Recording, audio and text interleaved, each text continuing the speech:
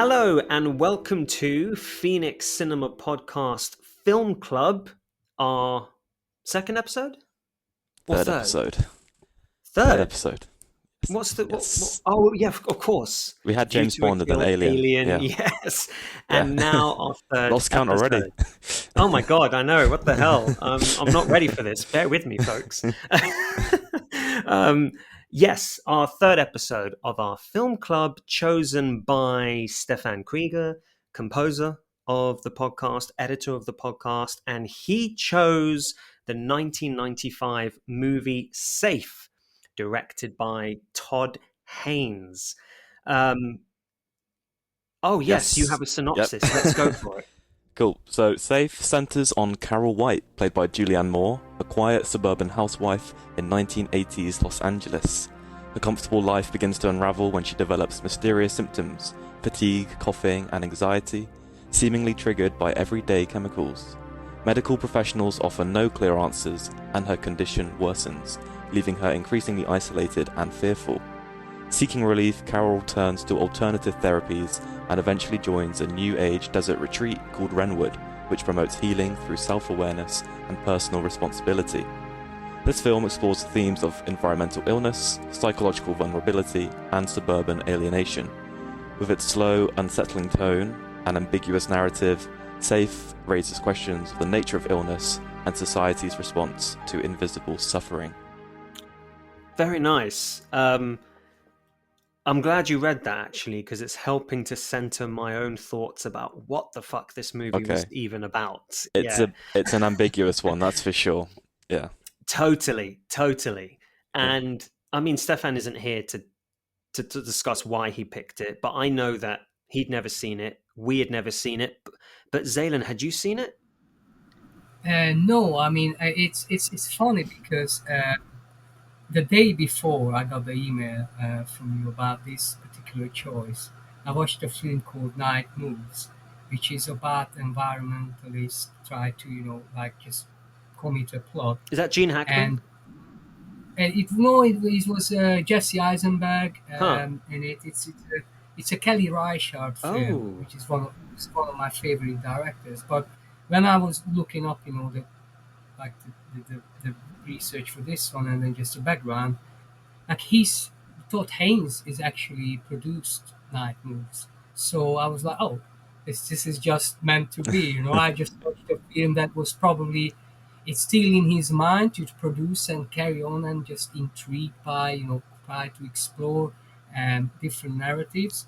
And I was very excited to delve into this one. Very interesting. And it's kind of traveling because it's 1995, so I was thinking like, how is it aged? But it's set in the 80s, isn't it? Yeah. So it's another layer to it as well. And then I always find it interesting films talk about topics way beyond their time, because you would think like how topical it is now, and thinking this has already been 30 years prior already was a focal. So something I found interesting about this is, I mean, I don't know if you want to get into the deep nitty gritty so soon, but we can. I mean, we can. Also, I'll do this because I'm not going off of any notes here. I'm just going to say hi, everyone. I'm Chris Austin, and joining me is my regular co-host, I'm Luke Parker. Welcome back, sir. And we have also joining us today Zalan Pall, one of our favorite returning guests, manager of Phoenix Cinema, currently at Phoenix Cinema as we speak in his office. So should there be any background noise or anything like that, we'll bear with him. But lovely to have you back, Zalan. Maybe we can do some editing there and make it seamless, the right order. By the way, going Chris Nolan on a podcast, just like plug the video in, at the front and then the beginning towards the end. So let's make this a nightmare for Stefan when he gets to it. No, I'm happy to leave it as is. Fuck it. Cool. But no, let's get into it. Okay, Luke. Let's. Because I agree that this film's touching on some incredibly relevant themes and sparking some really I'm sure it's going to spark some very interesting conversations. But the film projects this idea of environmental illness and almost the environmental issue of like chemicals and that kind of thing affecting our health. But I don't think this is what the film is about at all. I almost felt like that was nothing but really a vessel for what the film's really trying to talk about, which is psychosomatic illness, and then like the victimhood of being a patient, having to like deal with your own unexplainable issues that like no one else can understand. Mm. And yeah, just for me, the environmental illness part of it wasn't really that important. I don't know if you guys feel the same way. I mean, I felt it's very layered, isn't it? Yeah. mm, Like it's kind of, and I don't know how I feel about it actually, because uh, it tackles so many things, and sometimes it could be an issue for a film. Mhm. And so I understand why some people say, "Oh well, like it just derailed the topic in a way." But for me, it started the second half started to get very intriguing because it's like has this environmental plot, but then we turn it into completely different. It's about identity, and the cult comes into play, Mhm. and it's mm, all about how what you're supposed to do and the self identity, and and it leaves a lot of question unanswered because Mhm. it's is there a cure we're going for, or is that we showing a black mirror that this is actually really harmful to think certain way. And I know the backdrop to it as well, the AIDS pandemic at the time in America, so that we touch upon that things about and but I thought, like I don't even think like an environment. I think it's just a label they put it to people to grasp it. But in a way, the the toxic environment in terms of like what you're surrounded with, and then this upper class, protagonist feels like that. Oh, that I'm feeling sick about what's surrounding me, and mm. to try to get that onion layer down and get to the heart of it, I found it very intriguing. But I understand that if you thought that it's going to be a formalitic, Mhm. like in the movies, it's completely throws that away. Yeah. Uh, Yeah, I like how you put that. Yeah. Yeah, I agree, and it's yeah, I kind of feel exactly to what you were saying as well, Luke. I also felt that this, like you said, Zaylin, it was just a way of communicating the idea, by putting a label to it of environmental illness. But yeah, it's a weird movie, and yeah, I don't think. I personally, the feeling, and I have a feeling this is the kind of movie where you can walk away with multiple takes, and it's not necessarily wrong because of how ambiguous the film is presented. But I also felt like it was nothing to do with an environmental illness at all, and it was very much to do with the individual. Yeah. And I think also the film is also playing with you. The film is getting you to question, is anything that Julianne Moore's character that she's going through, is she actually going, is something Yeah. causing it? Is it chemicals, or is it a deep rooted unhappiness, midlife Yeah. slash midlife crisis in her life? Yeah, psychological illness just like manifesting itself physically, and then because she's like got this idea of environmental illness to cling on to, it's almost like the opposite of the placebo effect, where she thinks this thing's making her ill, so in her head she's building it up and up, which is just making her even more ill, and it's manifesting itself more and more.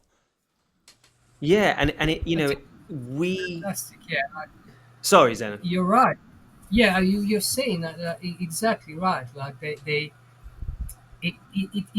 gives you certain, throws you certain ideas, but just leaves you hanging a little bit, Hmm. and then it's for you to, I guess, figure it out that it's something that the character is really like just manifesting these things on herself, but then gives you other things that cling on to that. It's like Well, maybe. it's Yeah. intriguing, and Mm, like for me, the idea that that people that they, because that exists, right? That you have pressure or you have certain things that you kind of imagining things, and it's obviously we could trace back to for various reasons, but the idea to kind of explore that type of identity crisis and just the loneliness in general in your environment, I thought those were like quite thought-provoking, Yeah. topic for the film. Yeah, and it's like, there's a lot that's frustrating about it in the sense of, no one really believes her. Her husband doesn't really believe her or understand what's going on. The doctor is basically saying, what's wrong with you? You're fine. And it does become almost a very interesting thing that we're talking about a female character here who, by and large, all the men in her life are like, can you stop this nonsense? It actually reminded me a lot of Rosemary's Baby. It had that frustrating feeling where she's trying to tell people something is wrong, and all the Yeah. authority figures in her life are like, okay, calm down. And it's um, that external pressure of is like causing the more anxiety and is again causing her symptoms to just worsen, basically. yeah, and yet the film does a really funny thing too, where it's like, okay, it's frustrating watching characters in her life, her family, her doctor tell her that she's fine when she's not. At the same time, you can totally see it from their perspective where you're like, would I buy this? Mm. Would I feed the narrative if she told me that she's ill, or would I do my best to deflect and be like, listen, just take some deep breaths, come outside with me, just relax. You know what I mean? Yeah, It's like so, yeah. like there's definitely some empathy for the people around her who clearly want to help her, but they can't, and then that's frustrating, and it can probably be quite easy to fall into the trap of taking it out on the victim, which is really like a vicious cycle, um, which unfortunately, at least historically, has been quite prevalent in women's medicine. So it's not Right. like as well understood a lot of issues that they can have. Yeah, The thing is also what I found it fascinating, and Chris, you're right on point on that. That, and I don't know how I feel about it, whether it's a good choice or not. But the film doesn't actually give you the answer in that case. Whether it's like, are you with her, rooting like, oh, Mm. I'm with this person, I Mm. want her to prove everyone wrong, or you just hold on a second, she's actually, so Right. you don't know. Right. And there are some moments with it when it's like it's kind of like an interesting character arc for her because she's elitist, right? So upper class, and supposed to have everything right, but her life is still super empty, and that. Mm-hmm. But she ends up a social outcast in the end because she has this like cold group, and it's kind of super isolated. So it's this whole belonging thing. Like you feel like you have to change something because something surrounding you is not working. So you kind of making things up, but it's yeah, Mm. it depends on like how you interpret it from the character point Yeah. of view. And I think one of the most interesting things that this film does, and maybe I need to watch it again to have another look at it, but what is the film telling you before she starts to exhibit symptoms? Before any of that happens, what does the film show you specifically about her life? And one of the best scenes in the movie, or at least the most interesting scene, and the scene where I kind of looked and I was like, that's telling me a lot. It's the opening sex scene between her and her husband. Amazing. One shot, and it's purely from her perspective. Her husband's on top of her, and all you see is her face as he grunts and like moves on top of her, and she looks bored, she looks dissatisfied, she's going through the motions. And then, the husband finishes on top of her, and she does this thing. She gives him a little pat on his shoulder, like, well done, a little kiss on his head, well done. You're done here, yeah. And it's like that tells you so much about how she feels in her life at this moment. um I thought that was very informative. comes across as a very sterile lifestyle, very passionless, And something Yes. that I think the film does that's quite interesting, at least maybe for me, is what we were just talking about with like the people around her maybe not understanding her illness and becoming frustrated with her. I almost felt that at one point as the viewer, because especially when she's like sitting in therapy and she's telling everyone she's really stressed. As a viewer, we've just seen her lifestyle. It's quite hard to not be like, Yeah. what are you stressed about? Right. Like, you know? Right. Yeah. Yeah. Yeah. It's like, what's Well, the that's issue here? Yeah. yeah, right. It's like the type of thing like when it's everything's supposed to be on the plate for you, and then it just turns people in a different way. But I think the one thing what really sold me on this one is that, and that's all. I sometimes I feel like about films that I don't know if they're any good, but because the lead actor or actress is so good in it, it tips me over to the other side, and I felt the same. Mm. I'm a huge fan of Julianne Moore, so I put my hands Yeah, up. same, I'm yeah. a huge fan of general, but she was so good in it, and sometimes it just art. Surprising thing was that maybe there's a section when the film is dragging a bit, and it just like maybe I was like, oh, feeling lose interest. Then something happens and it just breaks your heart because when it's like she's so lost amongst her friends and it just they're all wrapping presents and she's just like even her voice is like a baby so innocently Right. naive that it's Yeah. like trying to give a compliment that oh you're good at rapping riffs. It's like oh, no, I don't rap like well what do you mean like so I'm good at rapping things you're good at it. It's like and then just brush her aside. It's like and she's just sitting there like oh I just wanted to to have some kind of human emotion with someone and just shut the door at you straight away. And then the way she looks is like, it's breaking my heart here. So how come, this scene come out of nowhere? So there's these moments in this film that it surprises you, right? I'm so glad you say that because you're so right. When you think about the way they're telling this story, if our lead actor did not sell that role, if they weren't good in that, this movie I think would collapse.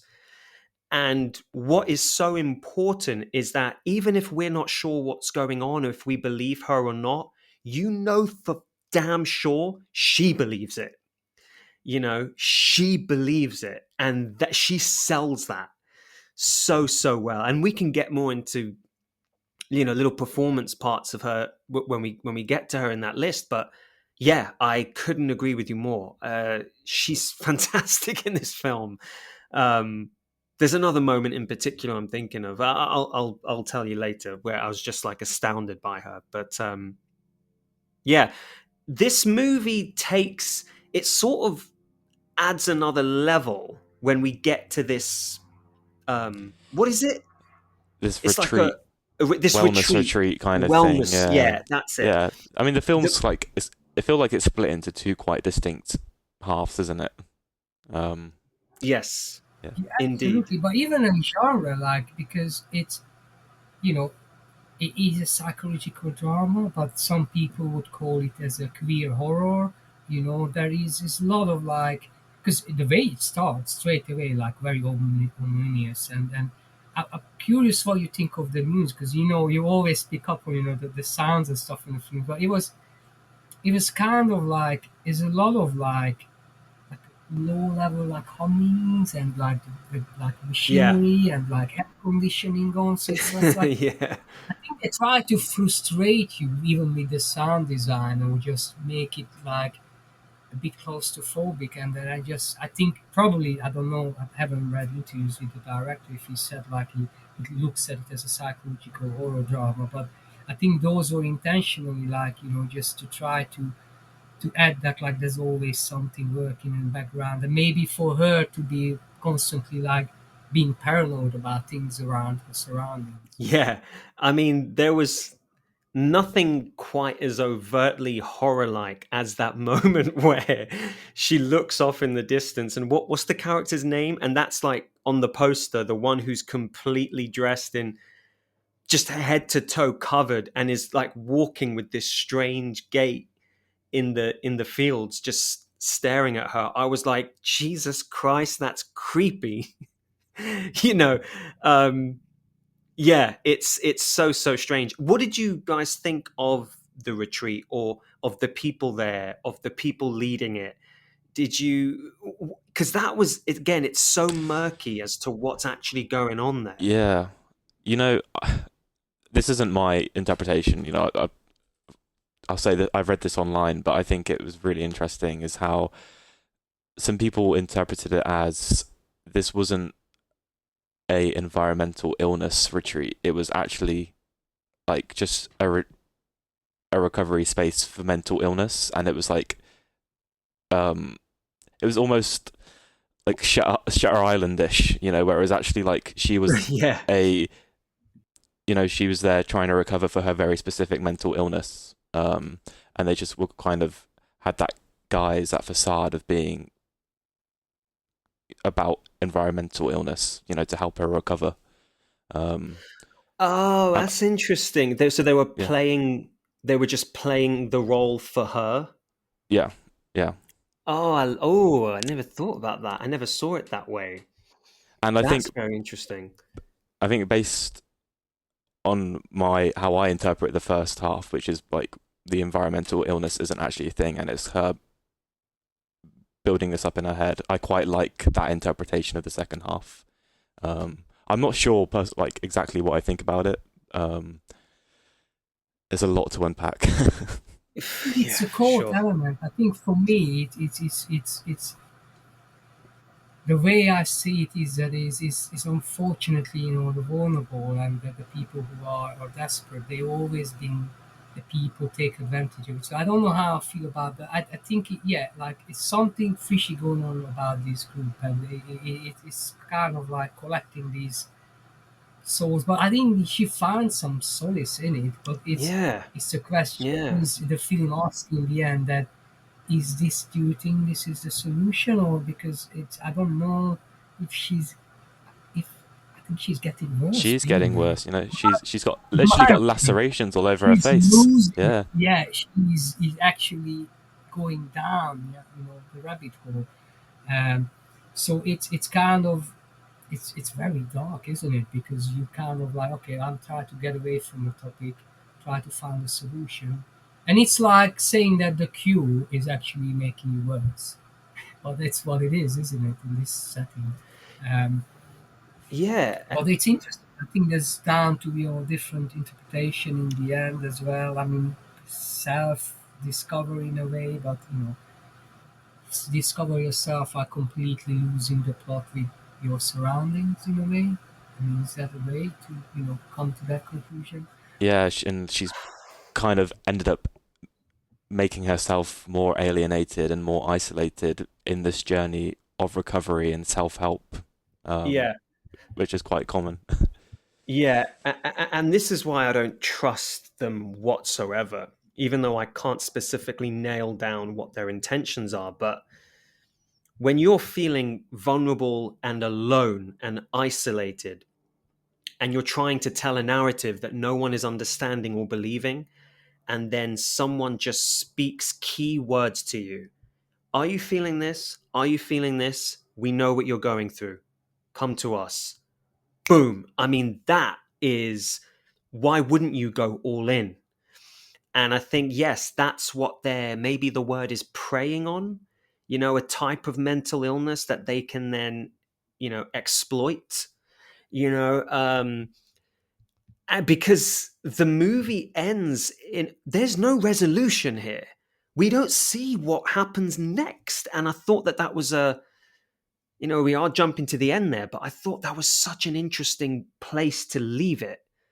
Um, I don't know if I guess I was That's the satisfied way. by it, I if mean, I she's. liked it necessarily. I don't know. I'm still thinking about it. I mean, for her, I think it's a very dark ending because it's coming from this. If you look at where she starts and where she ends, is this upper class lifestyle. You got everything, and she ends up in this cabin, completely outcast of society, murmuring in the mirror, and it's Yeah. kind of try to find herself and figure it out what is actually she wants to do, and then it's It's not.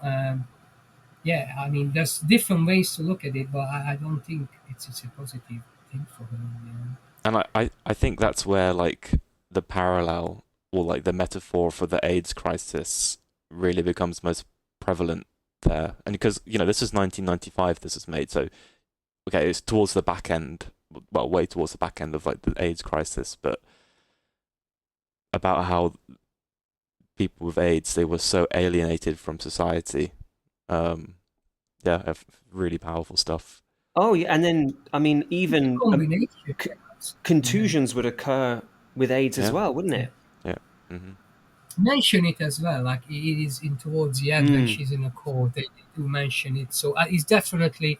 I think reviews picked up at the time as well that was one of the theme. But that really comes on late. That's an interesting thing. So you have one thing going in the first half, another thing going in the second half, and an overarching third thing as well. So it's such an interesting It's a combination lot. of Yeah, things. there's a lot of layers to it. And what is she repeating to herself in the mirror? I I love I love love you myself. something I love myself. Yeah, I love I love myself. So myself. I it's love kind of myself. Yeah. It reminded me a lot of how The Aviator ends.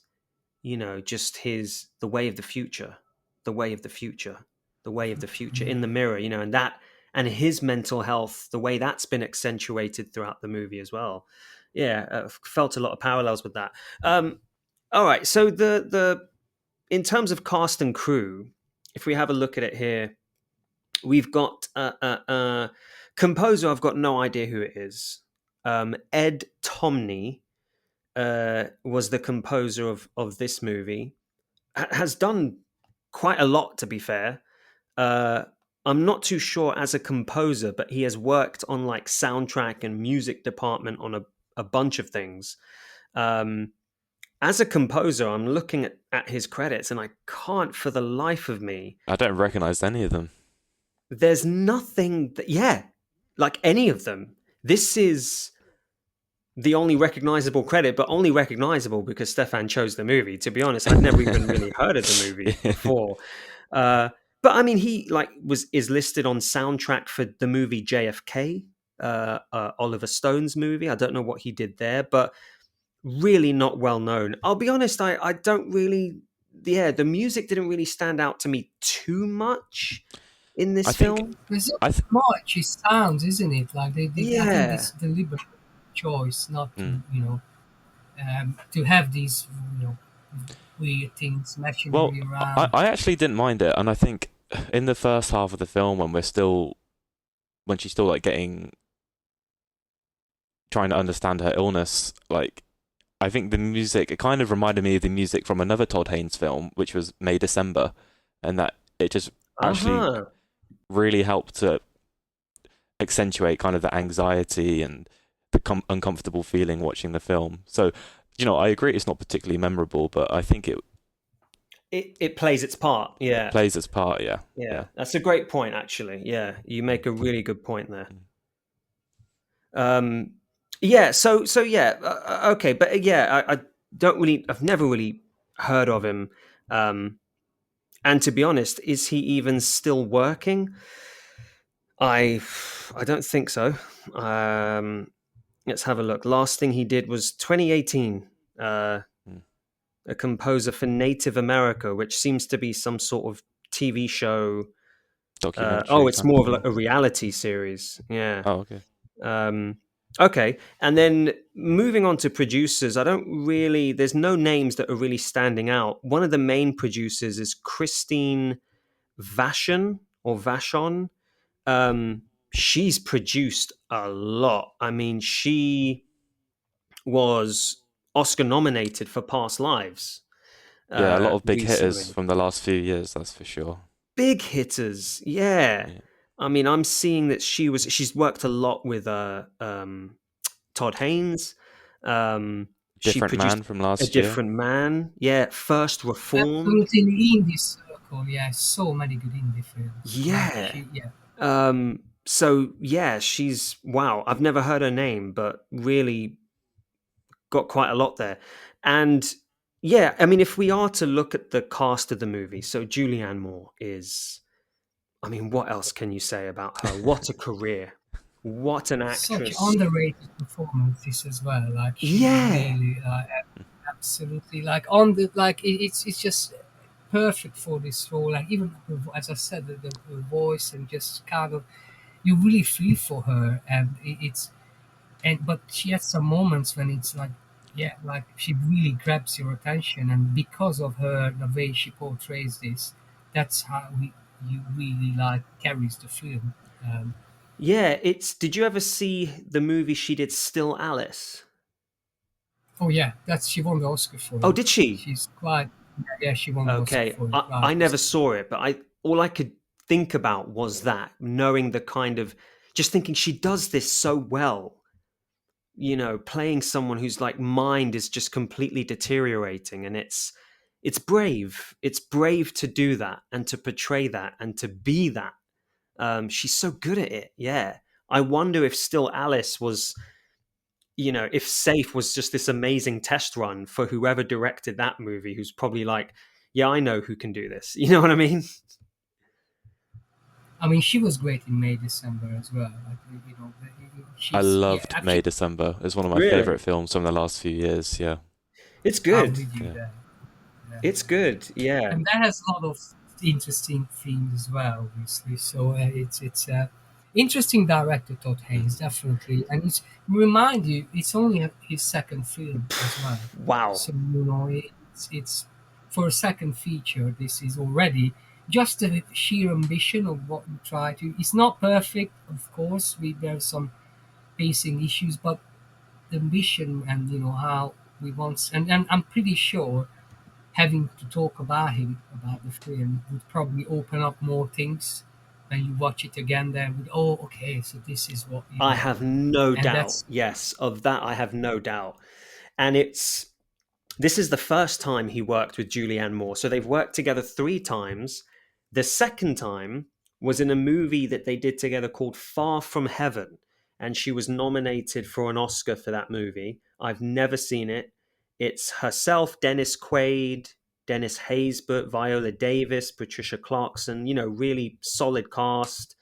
Um, in 1950s Connecticut, a flustered housewife faces a marital crisis and mounting racial tensions in the outside world. Oh, I need to see this, I think. That sounds good. God, I'm starting to understand what a Todd Haynes movie's starting to sound like. You know what Yeah. I mean?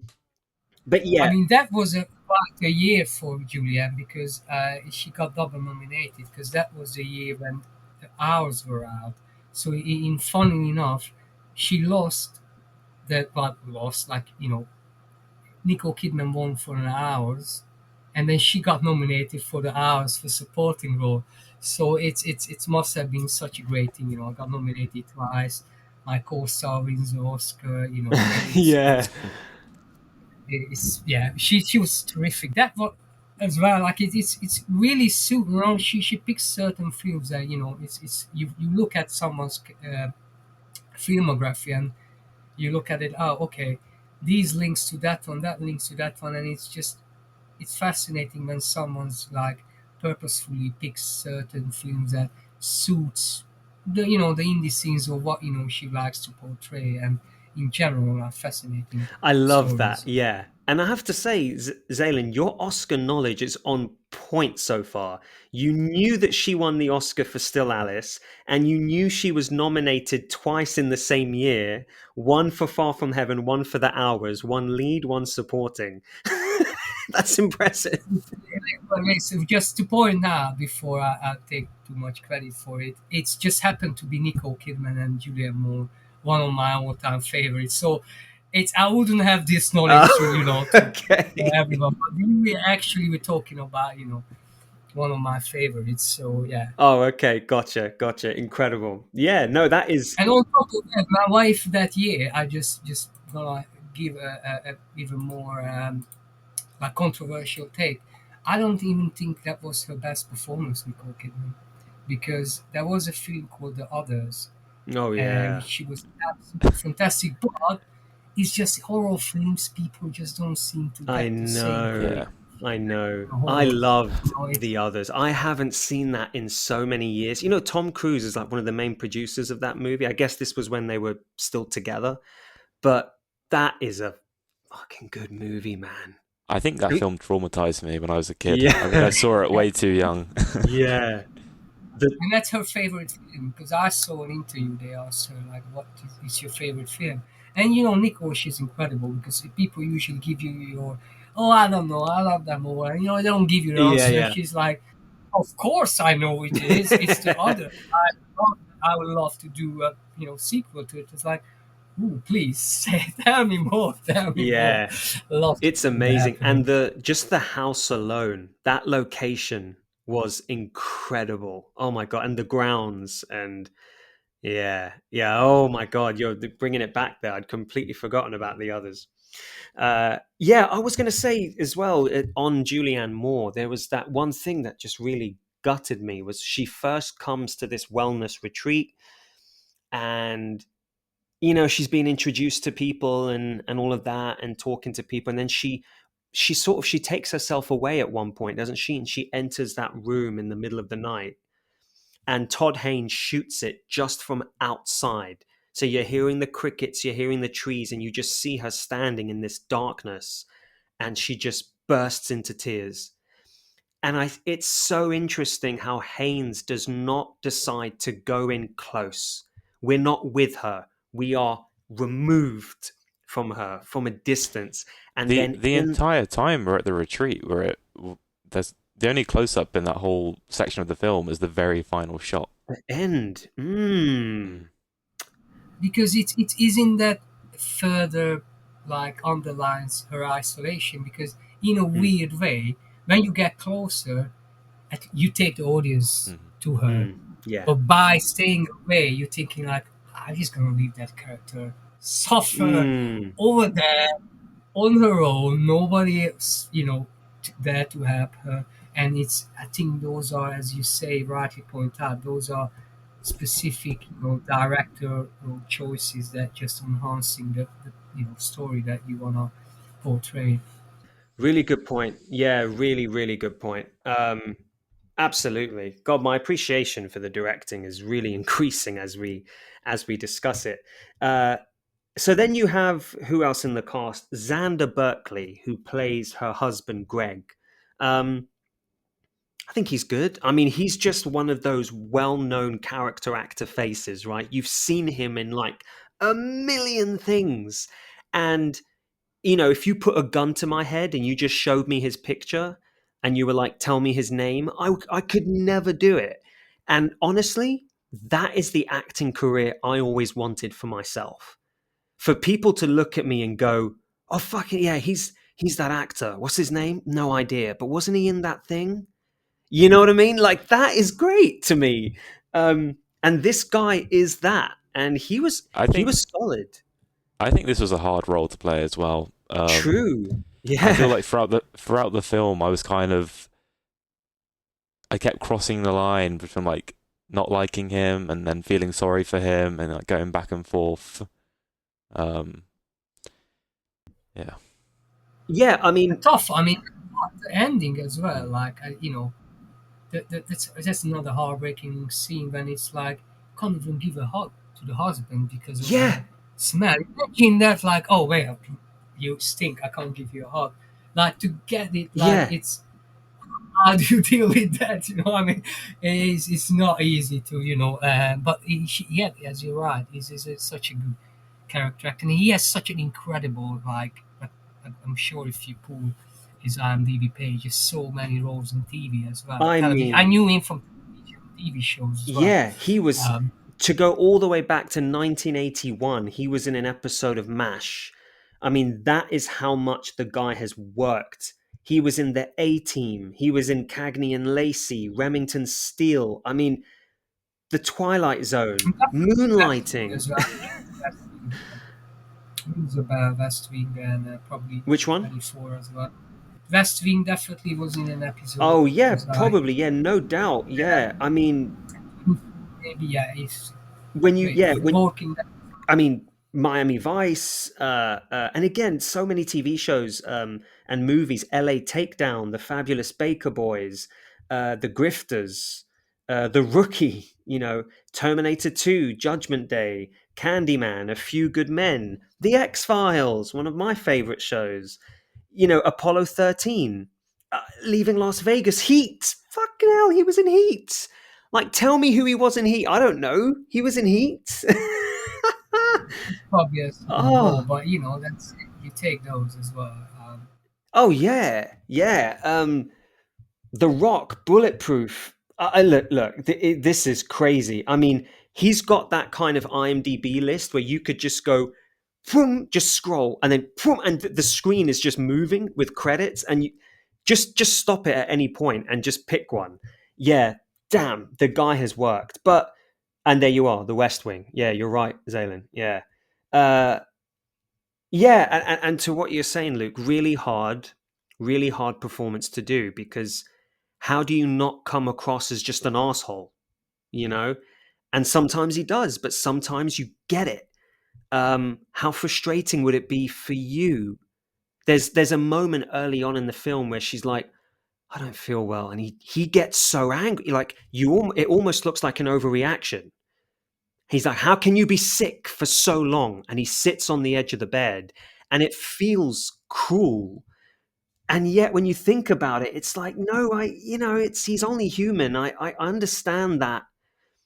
You know, at the end of the film, they speak to each other on the phone, right? And it's like, all right, we'll catch up soon. And I half expected him to hang up and turn around, and there's another woman there. And you know what's so interesting about the film is, I feel like at that point there probably is, but we don't even need to see that. And yet I get it, why someone would be driven to possibly do that. It's yeah, very good performance. I thought Um, the same, but and then just another interesting aside was then because I would have thought the exact same you did, Chris. He was then like, um, we then have that kind of connection between Julianne Moore's character and one of the other members in the camp, and it's kind of becomes oh yeah, hinted that yeah, I mean, to be fair, Julianne Moore doesn't really seem as that interested, but then hinting at like maybe this emotional connection that she's you know building with this other man. yeah. They're just getting more and more separate, and Hmm. and I love that the film doesn't show you the progression of that relationship at the retreat. I love Yeah, you that. just need the nuggets Yes. Yeah. of like information for you to piece up that because you can't have another layer because you already Yeah. in so many ways. Yeah. I can just only like just hint at certain things. It's like a background, like instrument just in the Mhm. chugging along the main beat, And I and appreciate that. We don't get that anymore in movies where filmmakers will just give you a nugget and then leave it there and see how it works on you. Do you think about it? Do you not? These days, a little bit in Sinners, in Mission Impossible, they're giving you everything. Even 28 years later, they just give you it. There's no room for subtlety or nuance, none whatsoever. That's being eradicated from films these days. So it's so nice to be treated like a smart, intelligent adult while watching a movie. You know? Um, yeah, because you want to figure it out. You want to create your own theory, and that's why it's great when, especially when you have like the top elite, level of unique filmmakers like David Lynch. That when hmm. you could five people in a room and they all have different theories and they all would fight to prove that this is right, and then you start thinking, okay, you got something, and it's fascinating when doors open and that's why you clever filmmakers, they on purpose they leave a little bit of ambiguity because they don't even know the answer. They just like, okay, this character did that. I don't know why. I just felt that was what the character would do. But then it's down to the audience to decide why the character did that. Exactly. I'm glad you mentioned David Lynch because that man only worked on dream logic, and yet somehow it makes sense to the individual whose dream it isn't even ours. It's how do you make that work? Yeah, that is truly something.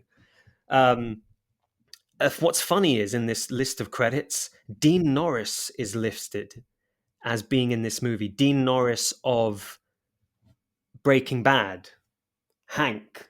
He was the delivery man, Um, wasn't he? yes, he is. He is mover.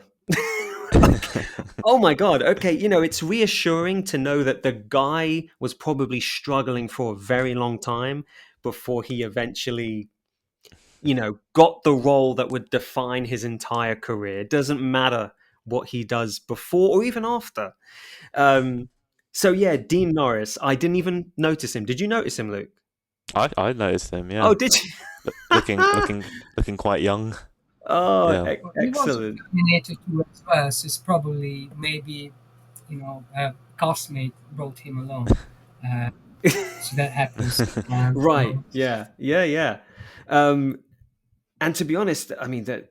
Wow, there are so many people here, but of note, um, Peter Friedman, who plays the wellness sort of leader, very recognizable.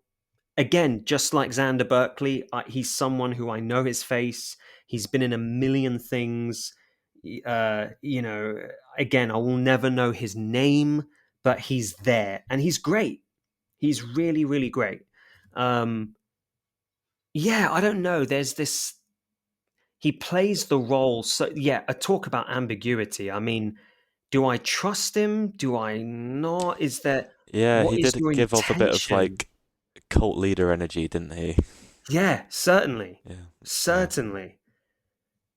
Especially with that moment when he's talking to and he speaks to this one patient and she's angry, and you can tell she's probably angry at being there. Maybe she's resisting. Maybe she's not buying this. Hmm. And the way he deals with her, I mean, it's a bit cold. It's yeah, it was an Absolutely right. interesting dynamic. Because it's in the court, they make up the rules, isn't it? There is no, room for questioning or this is the, it's basically this is the food and you gotta have to eat it. That's the way I look at it. I might be too, black and white thinking, but that's the way I look at court sometimes. That it's providing something that for people who are a bit lost and then they kind of like building this image up. So it was interesting that how that element was became such a huge part of the second Hmm. half of this film. And when Yeah. he's interacting with his, I guess, with his patients, it the way he talks to them, it almost sounds like he's trying to indoctrinate them or like assimilate them, as opposed to try and cure them and help them. It's quite Hmm. unsettling. Yeah. Hence Yeah. why she's getting worse. Yeah. Hence why she's getting worse. Yeah. Uh, Uh, the other actress I noticed is April Grace. She was the actress. She's the African American woman who first talks to her when she gets there. And hello, so this is this and this is this. She was in Lost. She of course. oh Listen, if she's yeah, in Lost, you're lost. I know that So, she's in yeah. Lost. But I was shocked. I mean, this is 1995, so I was like, she was still around. And again, you look at her credits, man. Magnolia, I Am Legend, AI, The Hunger Games, Three Women, which was a TV series recently, The Good Doctor, Star Trek Picard. What? I mean, like, this woman works. And one of her latest credits is Paul Thomas Anderson's new movie, One Battle After Another, the DiCaprio. I mean, so she's still around working with the biggest names in the business, and that's amazing. Again, I couldn't tell you her name if I didn't just look at it. And I'm loving that. I'm really enjoying seeing these recognizable people and getting this understanding of like the full breadth of their career. Like they've been around far, far longer than I ever thought.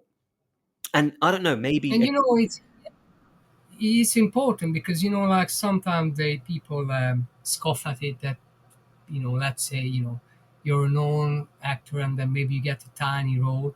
But I think people take pride on, like, you can have just 2 minute scene and you could add to the movie by nailing it. And like, there are some directors who, Nolan is known for that, even for tiny roles. Sometimes he picks a known character and it's just like, it's not disrespectful though. I mean, just like, I want, that scene, I need to be, like, nail it, and it just like every reader role, matters. And you could make a career out of being really good at your job, even if you not get the exposure that maybe some other people in the industry. Definitely. Yeah, definitely. And like I said, that's the ideal, for most actors. I mean, actually, it's not the stars that I want to learn from. It's actually these actors, those who can forge an entire career and work consistently, by coming in, like you said, Zalan, and nailing whatever it is they're asked to do, no matter how big or small. I always think about that movie Judgment at Nuremberg. Did you ever see that? A long time ago. Oh, Luke, I think this was in our, the other film club, and you joined after this. But that, oh, mate, if you come back to me and say you watched that, soon, I would love to discuss it with you. But it's a powerful film with a stacked cast. You look at the names in this film, and for one scene, Montgomery Clift shows up, and it's one scene in a movie that's what, 3 hours long, and doesn't he win the Oscar? I mean, I'm pretty sure he does, or he got nominated. Yeah, there you go. He was nominated. He didn't win, but I mean, it's an acting lesson in and of itself. Uh, yeah, Judgment at Nuremberg, dude, watch it. Have to revisit that. I need to get on that. Yep. Mm. Uh, yeah, and then finally, the writer is also the director, and that is Todd Haynes, nominated for an Oscar for that movie Far From Heaven that we spoke about earlier, um, with Julianne Moore. He has been nominated for directing and writing for Mildred Pierce, which was a miniseries with Kate Winslet from 2011. And yes, as you alluded to earlier, he's worked with Julianne Moore 3 times. This, Far From Heaven, and May December, which I actually saw last year. Yes, last year for the first time. Really good. And yeah, he's just got this really interesting career. And he's able to write and direct fantastic leading female roles, um, which is amazing. Uh, It I always has really nice themes, isn't it? mm, Like, it's always like dysfunctional, sort of like dystopian societies. I mean, Carol as well was a great film. Carol, yeah, Released. really intimate Uh, and yeah, and and produced most of Kelly Reichardt films, no way, as I really. mentioned. Oh yeah, you said Yeah, earlier. all of, yeah, like, All Joy, Night Moves, and his recent films as well.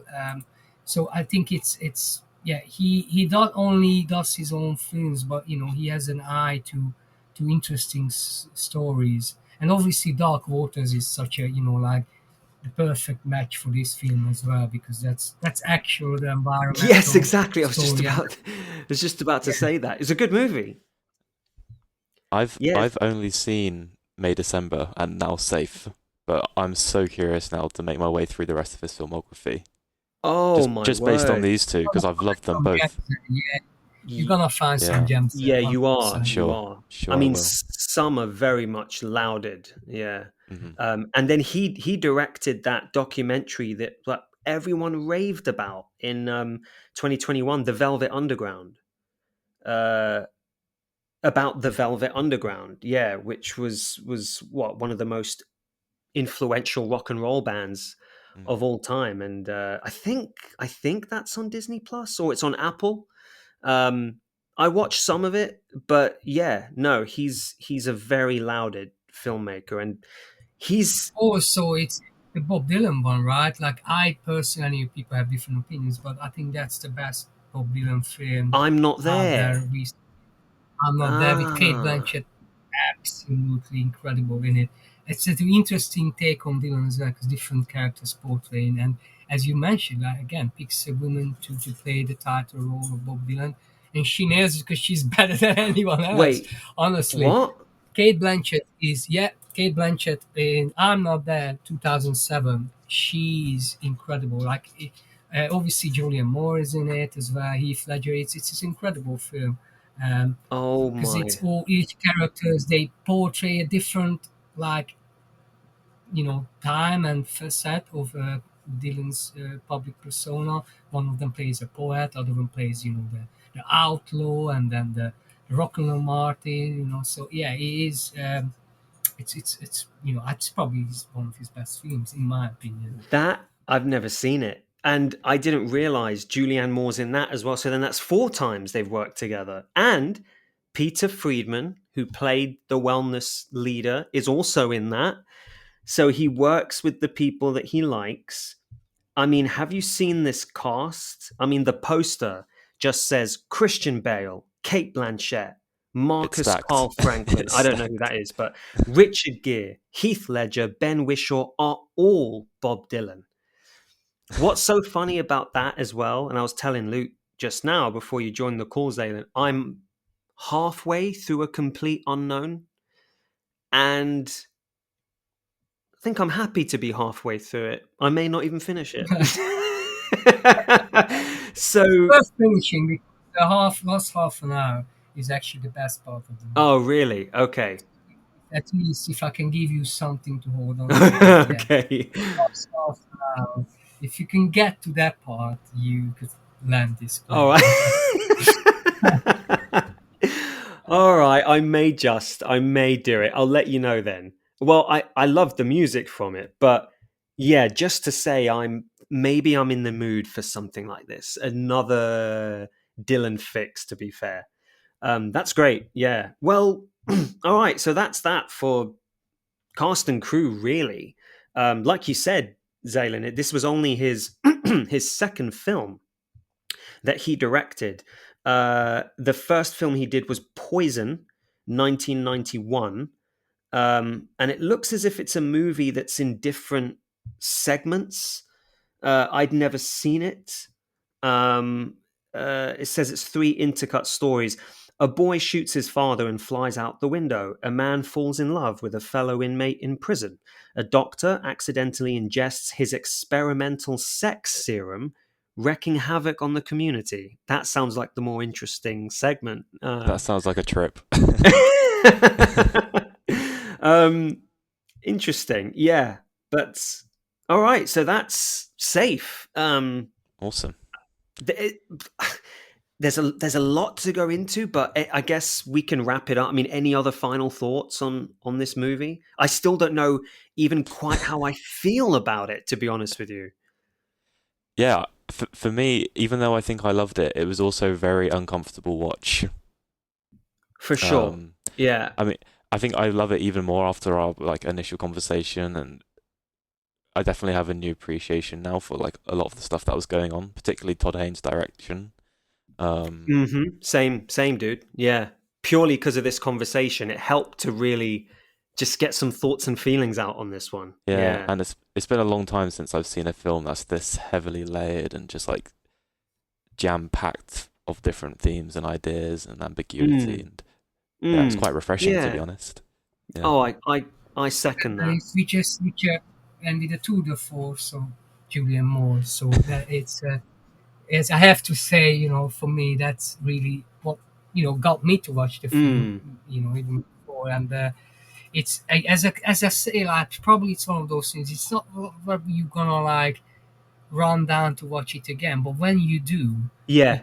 you pick up more things, and it's one of those things that it's kind of probably is gonna age really well, and you revisit it, and like maybe introduce it to other people as well to get a fresh idea, because there may be certain things that shines through more obviously, but certainly like interesting thought-provoking films. That's why I would say it's a thought-provoking film, and Mm, that's what mm-hmm. you need that independent cinema, to go in there and challenge your own ideas and thoughts about certain things. Yeah, I mean, Yeah. I'm surprised it wasn't based on a book. I mean, if this was a book, I would read that book, right? I mean, how insightful would that be? Mm. Um, Yeah, I feel like we'd be much better off on a rewatch, having kind of laid out all our thoughts and I having think so. this Yeah, discussion. Yeah, I think so. And yet, like you said, Zayn, it's not a movie I'm going to rush to watch again because of what you said, Luke. It makes you, it's so dark and it does make you feel so uncomfortable. But yeah, who knows? One day. Cool. What would you both give it out of 5? I will start, and I would. Uh, I think I went into this with a 3, but after our discussion, I'd bump it up to a 0.5, a 3.5, I think. nice. Zaylin, Uh, do you want to go? I gave it as an 8 out of 10, which is translates to a 4, and it's really a 3.5. But because of Julianne Moore, yes. it, it gets that 0.5. Right. So it's thereabouts for me. Yeah, 3.5 and 4, Oh. 3.75. Listen, if you say 375, I'll put 375. All right. Yeah, Luke. Well, this was a 4 for me initially, but kind of same as you, Chris. This has bumped it up to a 4.5 now. Oh my God. Nice. The only real issue I had is, you kind of touched on it briefly, Zaylin, is that there are definitely some kind of pacing issues in the film, and there are a couple of moments where it does drag. But I feel like the way the film's split into is quite two distinct sections, though, does work in its favor and kind of helps alleviate that. Very cool. 4.5. Well, I love it. I love how this chat has helped deepen our appreciation for the movie. I mean, that's what this is all about, right? I love that. Okay, fantastic. Well, And good points as I haven't even considered. So that's a great thing about to discuss, to kind of unpack, and it's a great choice actually. I was surprised, but I was very pleasantly surprised by yes, yes, indeed. Really good choice. Yeah, this is a movie to talk about. Yeah, so yeah, kudos to you, Stefan. If you're listening to this, well, you have to because you're going to edit the thing. Well done to you, sir.